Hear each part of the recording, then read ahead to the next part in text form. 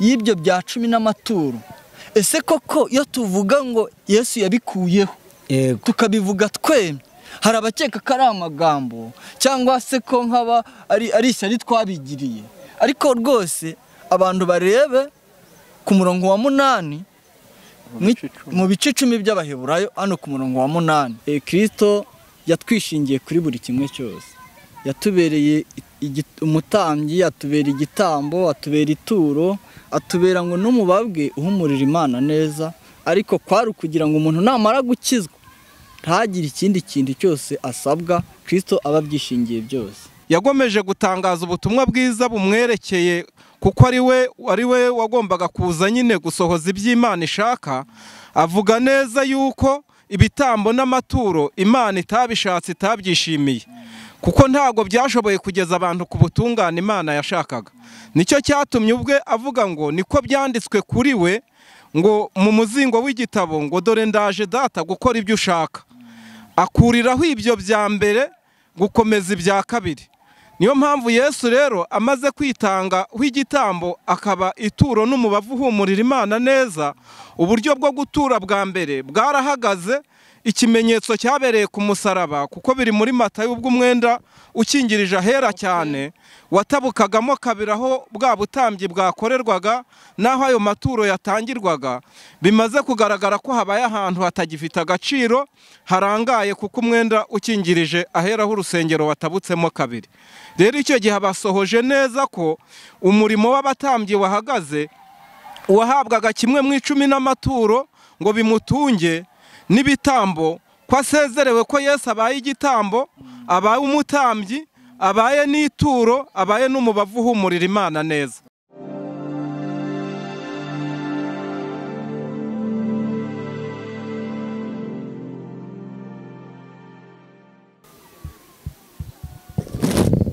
Ariko nongere mbakire kuri channel yacu cisha ibiganiro byacu Ijuru Ntirikorerwa TV, aho mudusangiza ku ijambo ry'Imana ndetse abadasobanukiwe ubutumwa bwiza bakabasha gusobanukirwa. Iyi akaba ari channel yashyiriweho kugira ngo abantu babashe kumenya ubutumwa bwiza, bahinduke, bakire Yesu Umwami n'Umukiza. Ibyo bita kwakira Yesu Umwami n'Umukiza abantu bakunze kuvuga bakabivuga nk'indirimbo, babisobanukirwe kurushaho, hanyuma bazaragwa ubugingo buhoraho. Murakoze cyane, reka tubakire mutubwira amazina yanyu hanyuma mudusangize ikiganiro. Kuba duteze amatwi ku kiganiro Ijuru Ntirikorerwa, amazina yanjye nitwa Bisengimana Andre, wagiriwe ubuntu nkamenyeshwa uburyo Imana yatanze ijuru ku buntu bidashingiye ku mirimo y'umuntu, ahubwo bishingiye ku gikorwa Imana yadukoreye ikoresheje umwana wayo Yesu Kristo, wemeye kwitanga akaba impongano y'ibyaha byacu. Nibwo buryo rero nkimara kumenya ubwo buntu bw'Imana, uburyo ijuru ridakorerwa, basi Imana yahise ko imenyesha ko uwagiriwe ubwo buntu abimenyesha abandi, nabo bakaruhuka bagaturwa uwo mutwaro uhora ubaremereye, bibwira ko hari ibyo bazakorera Imana kugira ngo babone ubwami bw'ijuru. Hagati aho ngaho rero mu bagize iki kiganiro harimo nge Bisengimana Andre na Minani Damascene, uzwi ku izina rya Karuba cyane, ukaba ari umwe mu bashobora kuvuga ku byerekeye yuko nkimara kumenya uburyo Imana yangize uwera muri Yesu Kristo, nshobora no gusobanukirwa ijambo ry'Imana neza, kuko mbaye muzima wo kubasha kuryumva, nkaba nshobora noneho kumenya imirimo y'Imana iyo ariyo n'itari imirimo y'Imana, ariho nshobora kuza kuvuga ku byerekeye uburyo Imana itubakirwa cyangwa se ngo iturwe amafaranga, kubikora nyuma y'urupfu rwa Yesu Kristo bari kurwanya Imana. Murakoze. Nanjye nitwa Munyurwa Pascal, nkaba narakijwe n'ubuntu kubwo kwizera igikorwa Kristo yakoreye ku musaraba. Nanjye nkaba ndi umwe mu bagabo bo guhamya uburyo umuntu wizeye neza icyo Kristo yakoreye ku musaraba ababaye n'urusengero, kandi ko Imana kimwatse ku byo atunze, amashaza, imyumbati, ibirayi, ko ibyo byose Kristo yatwishingiye kuri buri kimwe cyose. Yatubereye umutambyi, atubera igitambo, atubera ituro, atubera ngo n'umubabwe uhumurira Imana neza, ariko kwari ukugira ngo umuntu namara gukizwa ntagire ikindi kintu cyose asabwa, Kristo aba abyishingiye byose. Murakoze. Murakoze cyane, turabivugaho twihuse kuko igihe kiba kigenda, ariko noneho icyo dushaka kuvugaho cyane hakurikijwe uko abantu nyine ari nacyo bashishikarizwa, ariyo mpamvu batita ku butumwa bwiza, ni icyerekeye uburyo abantu babwirwa ko bakubakira Imana inzu cyangwa se urusengero, ari cyo gisobanura aho isengwa ituye. Rero Imana ikaba yarahishuye yuko itaba mu nsengero zubatswe n'abantu, ibitangiza cyane umuhanuzi Yesaya nawe wabivuzeho, abaza ati ese Imana uko yabazaga ati muzanyubakira nzu ki, aho nzaruhukira ni hantu ki? Rero abavandimwe baradusangiza ayo magambo ari muri Yesaya ibice 66. Duhere ku murongo wa mbere turagera wenda ku wa 7, nuko twumva icyo Imana yagomeje ivuga ku byerekeye insengero cyangwa se amaturo. Uwiteka aravuga ati, ijuru ni intebe yanjye, isi ni intebe y'ibirenge byanjye, muzanyubakira nzu ki, kandi aho nzaruhukira hazaba ahantu ki? Kuko ibyo byose ukuboko kwanjye ariko kwabiremye, bikabaho byose, niko Uwiteka avuga. Ariko uwo nitaho ni umukene ufite umutima umenetse, agahindishwa umushyitsi n'ijambo ryanjye.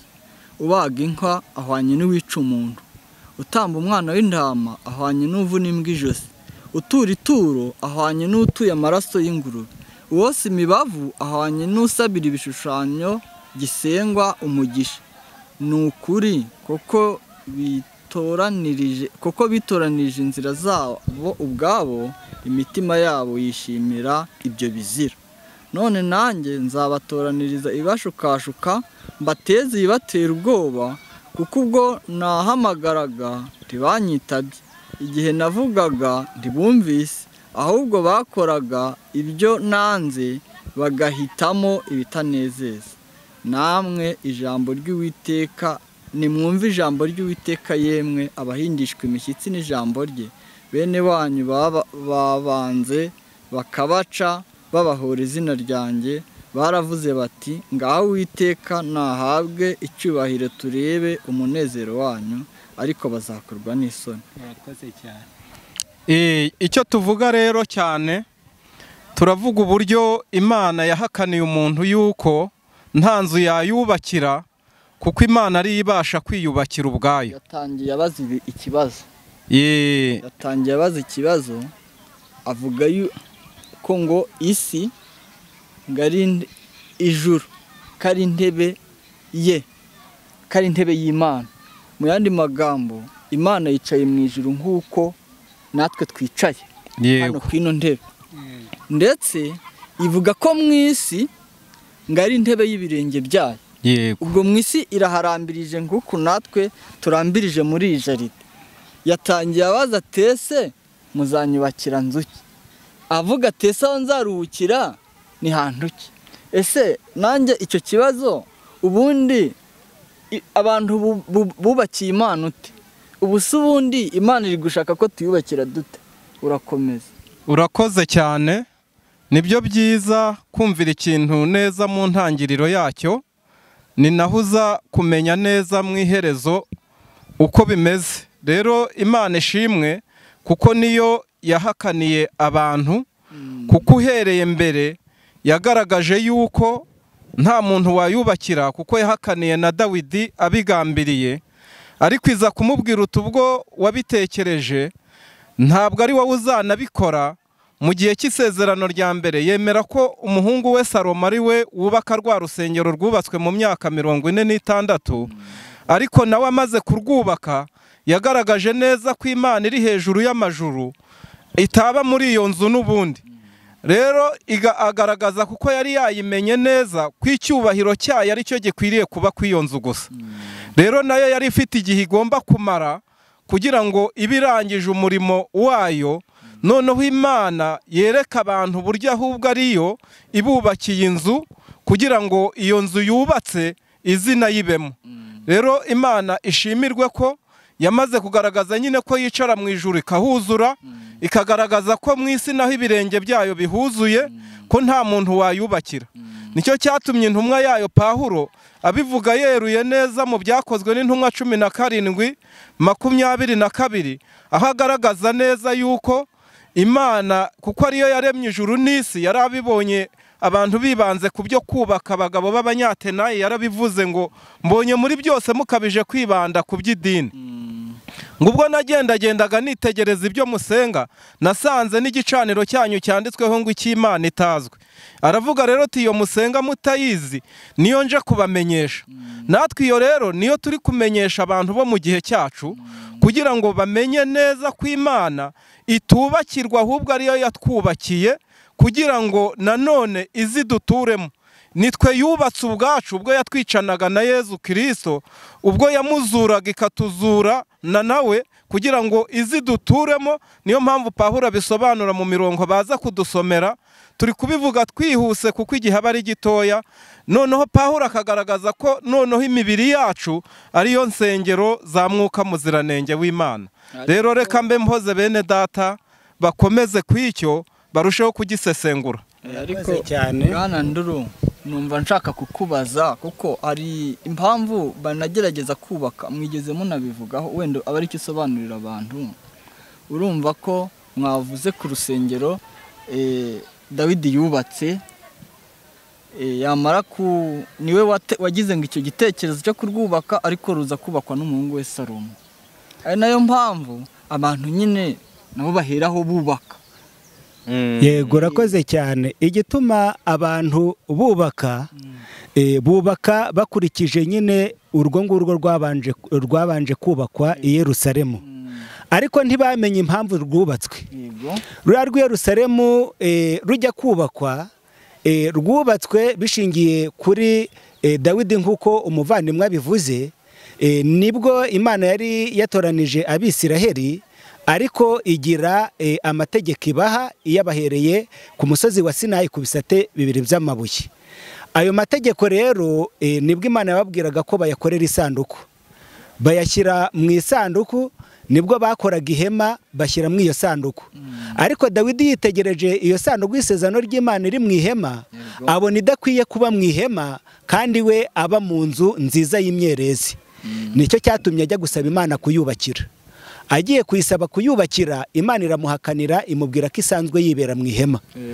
Imubwira neza ko kuyubakira nk'uko twabibonye ko ijuru ari intebe yayo n'isi ikaba intebe y'ibirenge byayo, nta nzu abantu bayubakira.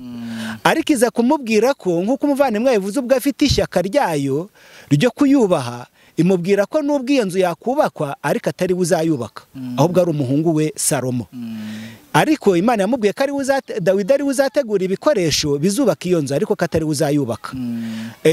Niko byagenze, Dawidi yateguye ibikoresho, Salomo nawe yaje kubaka iyo nzu, ariko nawe yubaka akurikije igishushanyo cy'ibyo yeretswe byo mu ijuru, kuko iyo nzu hari icyo yashushanyaga.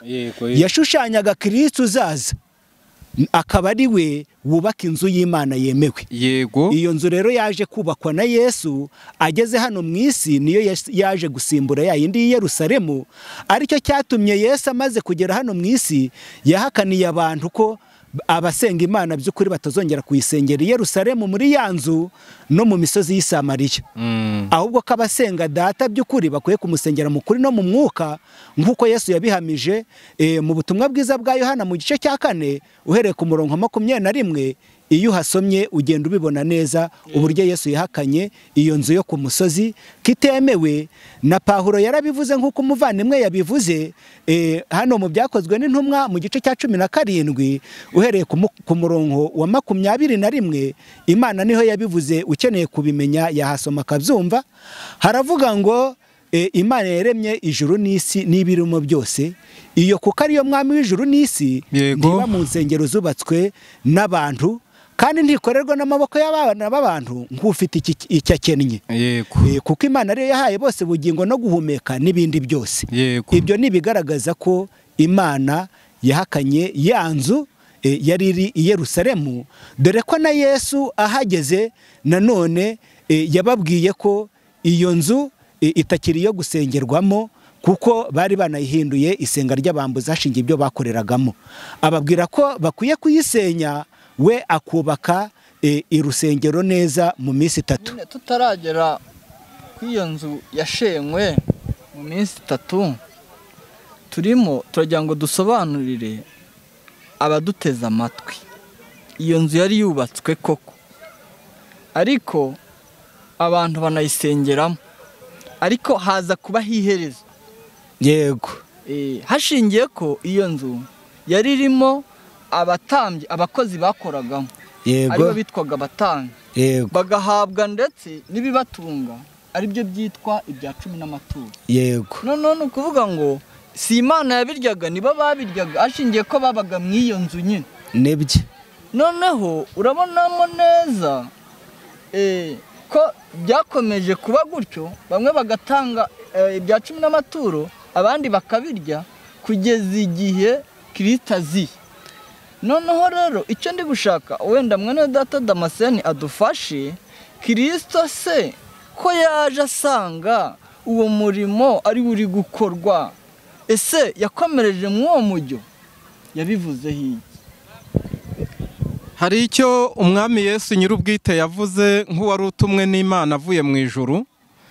Yaraje asanga koko barimo babikora, ariko ntibashoboye kubikora uko amategeko yanabivugaga.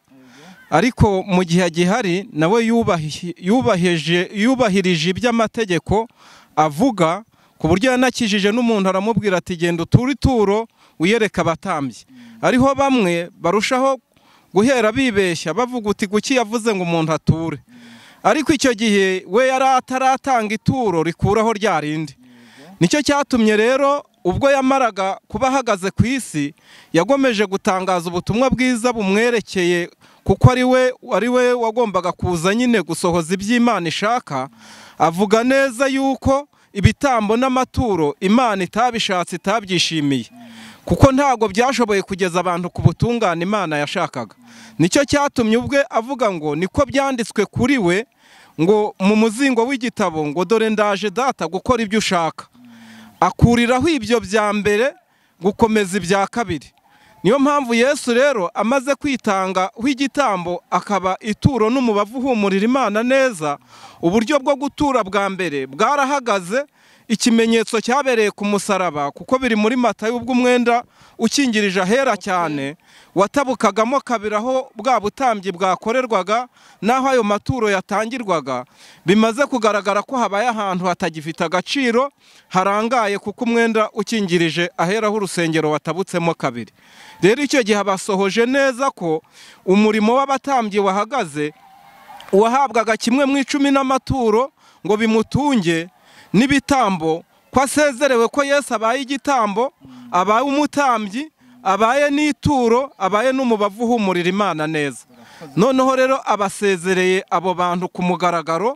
Ni nayo mpamvu banaririmba ngo yakuyeho ibitambo igakuraho abatambyi, niyo yaduhawe ububasha noneho bwo kuyisenga. None Sanduru, tukiraho, Kristo umwenda utabukamo kabiri, abantu nabo baravuga ngo twari tubonye uburenganzira bwo kwigerera imbere y'Imana. Ntiturambirane. Kandi muzi neza ko abatambyi aribo batugezaga nyine n'ubundi bagezaga abantu imbere y'Imana. Ubwo uravuze ngo yari umuhuza w'abantu n'Imana. Yes, bare bahuza b'abantu n'Imana. Kristo rero azaje kwikorera uwo murimo. Yego yego. None abo batambyi k'akazi kabo kahagaze, biri kujyanwa mu nsengero kuri ubu, buriya biri gushyirwa nde? Reka Nduru abidusobanura, ariko ukoresha amasegonda make ashingiye ko n'amasaha bagenda, ariko abantu babashe kumenya ko ibyo bari kujyana ubu bari nko kubijugunya mu cyobo kirimo ubusa, ko nta hantu biri kwandika, ko bahuye n'amabandi, ko bahuye n'abesikoro, koko nimba Yesu yaravuze ko akazi k'umutambyi karangiye, ese ninde wundi waje kongera kunegosiya gufata iryo soko ryo kwakira amaturo? urakoze cyane. Hagati aho ngaho rero, kubera ko abantu batamenye umumaro wa rwa rusengero n'icyari cyatumye Imana yemerera Salomo kurwubaka, nicyo gituma bagikora ibyarwo n'ubu n'amagingo aya ngaya.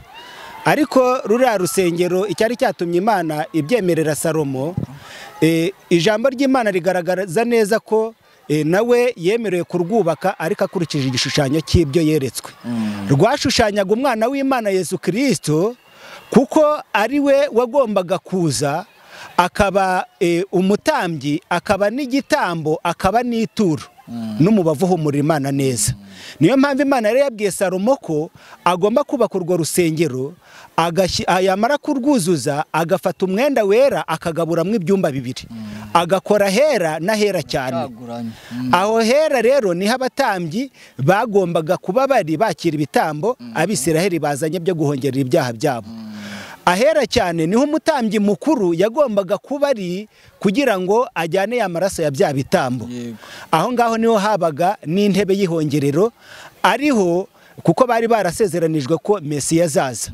Bari bazi ko ariho Yesu Kristo naza azicara aho ngaho ku iyo ntebe y'ihongerero. Nibwo buryo rero bajyaga babikoramo, bategereje isezerano ry'uko Mesiya azaza akicara kuri iyo ntebe. Abo batambyi rero Imana yari yaravuze ko bagomba kujya bakora uwo murimo w'ubutambyi wo kwakira ibitambo Abisiraheli bazanye byo guhongerera ibyaha byabo. Nanone Imana itegeka abo Bisiraheli ko aribo bagomba gutunga abo batambyi, kuko bakoraga uwo murimo w'ubutambyi, nta wundi murimo bakora. Ntibari bemerewe guhinga cyangwa gucuruza cyangwa kugira ikindi kintu bakora. Duciye mu ijambo, ni nacyo Maraki yahanuraga ngo munzanire kimwe mu 10 n'amaturo byo gutunga abo batambyi mw'icyo gihe. Yego, ari nacyo abo bitwaza, aricyo bitwaza, kuko abo batambyi Imana imaze gusezeranya iryo sezerano ry'uko Abisiraheli bagomba kujya babatunga, bakajya bazana kimwe mu 10 n'amaturo, ni ibinyampeke n'amafu y'ingezi nk'uko ijambo ry'Imana ribivuga. Nanone igihe cyarageze Abisiraheli ntibaba bakizana bya bintu nk'uko bikwiriye. Abatambyi inzara irabarya. Inzara ibariye bituma abatambyi bataka. Maraki arahaguruka. Batatse rero Imana ibatumaho umuhanuzi Maraki. Aragenda, nibwo Maraki yagendaga nyine ajya guhanurira Abisiraheli. Yego, nyine batatse kubera bari gukora ku kazi, bagatuma Maraki ahaguruka. None ko biri kugaragara ko igihe Kristo umwenda ukingije yarutabuka, byari bibaye ngombwa ko ari we, ko akazi kabo karangiye, ko tubonye uburenganzira bwo kwigera imbere y'Imana bidaciye ku mutambyi. Injiramo neza utubwire, abari kubijyana bari kubijyana babitumwe nande? Yego, hagati aho ngaho rero Abisiraheli byarabananiye kubizana. Bibananiye, nibwo rero Imana nyine yabatumagaho uwo muhanuzi Maraki nk'uko wari ubivuze. Basi aragenda nyine, kuko abatambyi inzara yari iri kubarya, kuko bari batakibibazanira. Ibariye rero batangira gutaka, kuko Imana yahise iteza amapfa mu mirima yabo. Amapfa, izuba rirava, imyaka yabo iruma, hatera ibisimba byitwa inzige nk'uko ibyanditswe bibivuga, birya imyaka yabo. Nabo batangira gutaka ngo Imana nyine ibagomorora imvura. Nibwo rero Imana yabatumagaho Maraki, arababwira ngo ababwire ngo bayimye ibyayo, bazane kimwe mu 10 n'amaturo, ibyo kurya bihore ku meza, barebe ko itabagomorera imigisha yo mu ijuru, bakabura aho bayikwiza. Nibatabizana baravumwa wa muvumo. Maraki arabibabwira, ariko byarabananiye. Bibananiye rero, nibwo buryo ki Imana ubwayo nyine yagiraga yereke abantu ko nta kintu babasha gukora kugira ngo babone ubwami bw'ijuru. Ahubwo ikibyo byashushanyaga yari Kristo, nicyo cyatumye Yesu we ubwe yiyiziye. Yesu amaze kuza asanga ibyo bintu birakorwa. Asanze bikorwa, kuko ibyo ari we byashushanyaga, abwira abantu ko ibyo bintu bakwiye kubireka, ko ntacyo bikimaze, kuko byashushanyaga yabonetse. Niyo mpamvu rero Yesu yababwiye ko bareka ibintu byo gukora, ahubwo bizera Imana nawe bakamwizera. Ababwiye ngo bareka ibyo gukora, nabo baramubaza ati none tugire dute dukora imirimo y'Imana? niho rero ijambo ry'Imana ribihamya igisubizo cy'ibyo Yesu yababajije kiri mu butumwa bwiza bwa Yohana mu gice cya 6 ku murongo wa 29. Tutaragera ku icyo Yesu yavuganye n'abigishwa be, urabona ko yasanze nyine ibintu bikorwa. Yego. Kandi bikorwa nk'uko amategeko ateganya. Yego. Noneho rero ndi gushaka ko abantu babyumva nyine hashingiye iri somo rimwe iki gice cya 10 cy'Abaheburayo, twumve koko amaherezo y'ibyo bya 10 n'amaturo. Ese koko iyo tuvuga ngo Yesu yabikuyeho, tukabivuga twemye, hari abakeka ko ari amagambo cyangwa se ko nkaba ari ishyari twabigiriye. Ariko rwose abantu barebe ku murongo wa 8 mu bice 10 by'Abaheburayo, hano ku murongo wa 8 haravuga ngo amaze kuvuga ibyo ngo ibitambo n'amaturo n'ibitambo byokejwe n'ibitambo by'ibyaha ntiwabishatse kandi ntiwabyishimiye, ari byo bitambwa nk'uko amategeko yategetse. Ahera karavuga ati dore nzanywe no gukora ibyo ushaka. Akuriraho ibyo bya mbere gukomeza ibya kabiri. Uko gushaka kw'Imana niko kwatumye tweza tubiheshejwe n'uko umubiri wa Yesu Kristo watambwe rimwe gusa ngo bibe bihagije iteka. Ariko ku murongo wa 5 w'icyo gice cya 10 hakavuga ngo nicyo cyatumye ubwo Yesu yazaga mu isi yavuze ati ibitambo n'amaturo Imana ntiyabishatse ahubwo yanyiteguriye umubiri. Yego, urakoze cyane. Ari gushaka kugaragaza ko nubwo byatambwaga gutyo, aje nyine Yesu we yaje mu isi amaze kuganira n'Imana ati biriya bintu simbishaka. Yego. Aje rero ni nako gutanyura umwenda utabukamo kabiri, bivuga ngo abo bantu banabyakaga banabiryaga ndabasezereye bavuye mu kazi. Nibyo. None rero ubwo abantu bavuye mu kazi bakaba basezerewe, nyine ndi gushaka nanjye ko mwinjira kuri bariya bantu bongeye kunegosiya n'Imana he kugira ngo bo babe bari kwaka nyine ibyo bintu. Wenda Dama atubwire Yesu yavuze ati simbishaka, abakura no mu kazi. Ni ukuvuga ngo rero Bibiliya nk'uko ivuga yuko umukozi nyine akwiye guhembwa, ariko bo yabakuye mu kazi, maze avuga yuko nyine n'ubundi ari we noneho ugiye kwikorera ku kazi. Noneho avuga ko ari we mutambyi, avuga yuko ari we turo, avuga ko atubereye umutambyi, avuga ko atubereye ituro. Wenda nandura abireba mu Befeso. Noneho ndi gushaka kumenya ahantu bariya abantu batwaje abantu igitugu, bahora bikoreye imbumburi, imyenda, amashati, ibisimbo, amashaza, ibihaza, kandi bagahora basaba nyine ati twarabuze, twarashize, twarashonje, nimuzane ibintu mu nzu y'Imana. Bariya bantu ubavugaho iki? Bari abantu nta kindi mbavugaho kitari icyo Yesu yabavuzeho. Yavuze ko abamubanjirije bose ari abajura n'abanyazi. Abajura n'abanyazi. Hakurikijwe rero yuko ari bamwishakira ndamu, bashishikariza abantu kubera ko bari mu butamenya, kuko yigeze avuga ati nimubareke ni impumyi zirandata izindi, kandi impumyi yirandase indi zose zigwa mu rwobo. Burya iyo iri imbere yihaye kurandata ingenzi yayo, niyo ibanzamo yayindi nayo ikayigwa hejuru ikayizinanga. Rero ni ukuvuga ngo mu mwijima nyine niko biba bimeze, uretse ko umuntu yavirwa n'umucyo agahumurwa n'ubu butumwa bwiza twavuze, akajya yamenya neza yuko Imana yamutangiye ituro ubwo yamuhaga Yesu ngo aze mu ruhande rwe, noneho akabona uburyo yumva agenda yemye ko nta turo rindi riruta amaraso Yesu yatuye Imana ikanezerwa. Rero ni ukuvuga ngo aya ngaya yo hari abantu babifashe nk'ubucuruzi kugira ngo umuntu ajye atangiza ishyirahamwe hakurikijwe inyungu azaribonamo. Ni nako abantu rero bagomeje gushishikariza abantu, kuko bazi ko umuntu atinya Imana, bakamushishikariza ko Imana yayimye ibyayo, bamwereka mu isezerano rya kera, ariko ntibamuhishurire yuko ubu mu gice cy'Icyenda cy'Abaheburayo havuga ku murongo waho w'Icyenda n'ubundi ko abatura amaturo bakurikije isezerano rya mbere batamba n'ibitambo ko bitakibasha gutunganya umutima w'ubitanga. Mu Baheburayo ibice 9 ku murongo w'Icyenda rero niho handitse ayo magambo. Nicyo cyatumye rero kadasomoro mu murongo urakoze cyane ari ryo ryashushanyaga ku murongo w'8 nuko rero icyo umwuka wera tumenyesha ni uko inzira ijya hera cyane yari itarerekanwa yego ihema rya mbere rikiriho urakoze ryashushanyaga iby'iki gihe cya none yego bakurikiza amategeko yaryo batura amaturo yego batamba ibitambo bitakibasha gutunganya rwose umutima w'ubitura. Imana ishimwe cyane. Ibi rero ntabwo ari njye wabyanditse, ntabwo ari na mwene data twicaranye hano, ahubwo ni uburyo Imana yashakaga kutwereka yuko yaturuhuye ku bintu byose hakurikijwe ko Yesu ari we watuye ituro rinyura umutima w'Imana. Imana rero ikimara guhakana insengero n'amaturo, nanone ntiyabikuyeho idafite ibindi bisimbuza.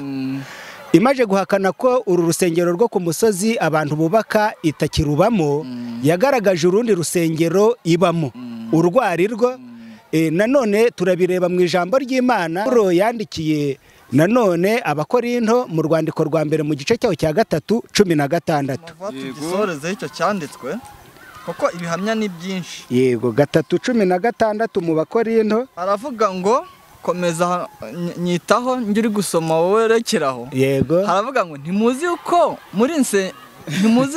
muri urusengero rw'Imana. Yego kandi ko umwuka w'Imana aba muri mwe. Yego umuntu wese utsemba urusengero rw'Imana, Imana izamutsemba. Kuko urusengero rw'Imana ari urwera kandi urwo rusengero ni mwe. Yego Imana rero ikuyeho rumwe rwo ku musozi nk'uko Imana yabigaragaje ikoresheje Pawulo, ivuga ko itakiba mu nsengero zubatswe n'abantu kandi kidakorerwa n'amaboko y'abana b'abantu.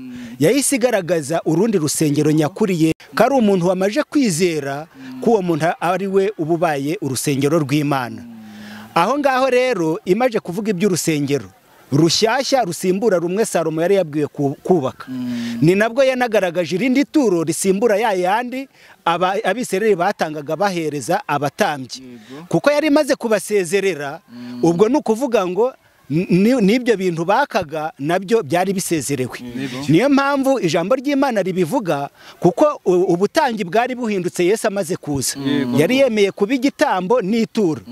Ubutambyi buhindutse rero, ubwo yagaragaje ubundi butambyi bwemewe ko ari we gitambo, anagaragaza ituro ryemewe iryo ari ryo.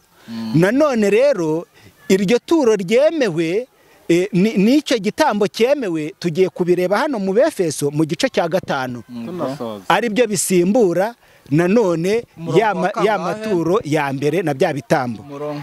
Igice cya 5 turahera ku murongo wa mbere, ni mirongo 3 gusa.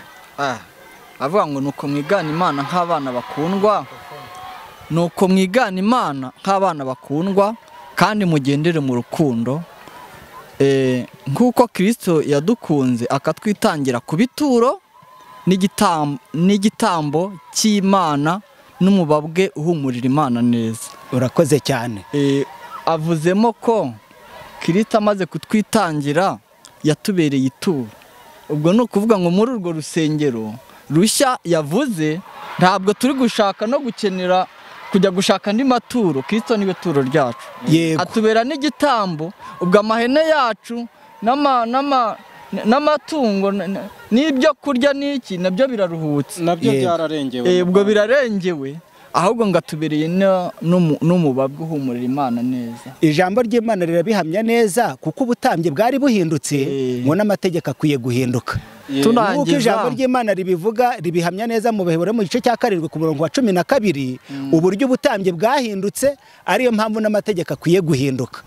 Ni nayo mpamvu rero ibintu byose byahindutse, kuko isezerano ryarahindutse. Twahawe isezerano rishya rigaragaza uburyo umuntu akizwa n'ubuntu kubwo kwizera bidashingiye ku bikorwa bye. Utanga icya 10 n'ugihabwa, Imana ibifata nk'uko leta y'u Rwanda ikurikirana umuntu utanze ruswa n'uyihawe. Kaba rero nanjye nakinginga umuntu wese waba wiyita umutambyi, waba wiyita umupasitoro, waba ugikandamiza abantu gutyo abaka ibintu Imana yabujije, ibintu Imana yaciriyeho iteka, nyabune asubize ingota mu rwubati, ariko Abanyarwanda bishyire bizane, ariko abana b'Imana bakomeze bagumana umudendezo, kandi nawe asaba Imana kugira nyine ngo imwereke yose. Murakoze cyane, reka mbashimire cyane, ngere mbashimire. Navuga ngo ibiganiro byacu nakagaruka, ariko dusoza ikiganiro cyacu kugira ngo tugisoze mutubwira wakenera gukurikirana wenda ubutumwa muri rusange no kubona ubundi busobanuro yababona gute, ese yabasanga hehe? Mugerageze gutanga zimwe mu nomero za telefone no kuvugaho umuntu wabashaka yabasanga. Murakoze cyane. Ni Minani Damascene n'ubundi nyine ku izina rya Karuba. Ndavuga nomero za telefone hakurikijwe nyine ko ni ngombwa ibi biba bishya mu matwi y'abantu batari bakeya, kuko natwe twahoze muri bo turabizi. Inomero zanjye za telefone ni 0780 40 90 418. Navuga nti nshimiye n'uwadufashije uburyo bwo gutambutsa iki kiganiro. Imana imuha umugisha utagabanije. Murakoze cyane. Ku bakeneye ubundi busobanuro, nanjye ubusanzwe amazina ni Bisengimana Andre, mu kagari ka Kinunga, umurenge wa Nyabitekeri, mu karere ka Nyamasheke. Nomero rero kuba bakeneye ubundi busobanuro ni 0780 035 8 22 8. Nanjye ndi Umutagatifu Munyurwa Pascal. Nomero zanjye ni 0786 8 9 2 Okay, murakoze cyane rero abari bakurikiraniye ibiganiro byacu bica ku Ijuru Ntibikorerwa TV. Ngira ngo murabyumvishe, ni karibu n'abandi bashaka kugira ibyo basobanuza, muzajyane mubegere aho bakunda kuba bahurira mu mudugudu wa Taba. Turanahateranira nk'uko ijambo ry'Imana ribivuga. No akagari ka Muyange, umurenge n'uwa Nyabitekeri, akarere ka Nyamasheke. Murakoze, Imana ibane namwe mwese. Murakoze cyane, ibiganiro byacu nakagaruka ubu tuzasubira. Amen.